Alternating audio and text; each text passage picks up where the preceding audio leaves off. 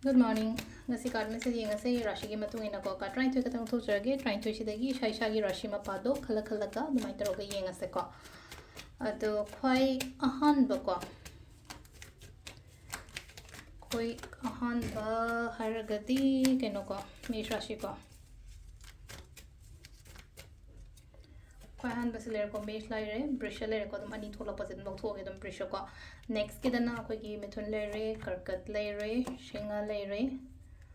Kaina lere aduga amma ani ahum mari manga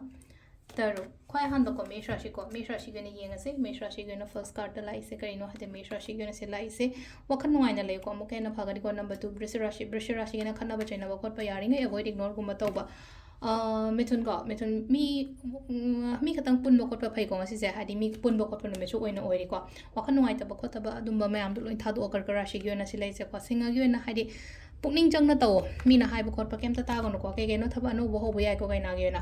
aduga sisina tula ko thabak se khatang chaple pa ga stuck tor ga lei bai type ta aduga sisina bridget ki ko happy hai tar ko couple maral dan china le mina ba ko mina ba mai tar dhanu ko patience le ko yamna hai te patience le yo shaw bu khot pa yari ngai keno taw bo ya de ko ngasi se shaw ba egos kumba kai gumba pusan gona thabang pham da specially ko aduga sisina khoi gi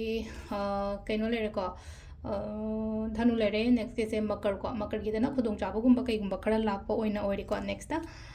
कुंभ राशि को कुंभ राशि की नमु आई दमकता है तारे को नुपी की figure गुम कईगुम से लागा मतिंगुम तौबीबो ओइना ओइबदो लास्ट की मिन को मिन से हादि सेक्शन लो खतंग है तारे को मी तिनबा कोटबा अमा लेना को एक फना नकनबा मी तार सेक्शन खोजन बदे हम फैको अदु से लेरे को राशि की मतुंगिना tarot card reading ma'am thank you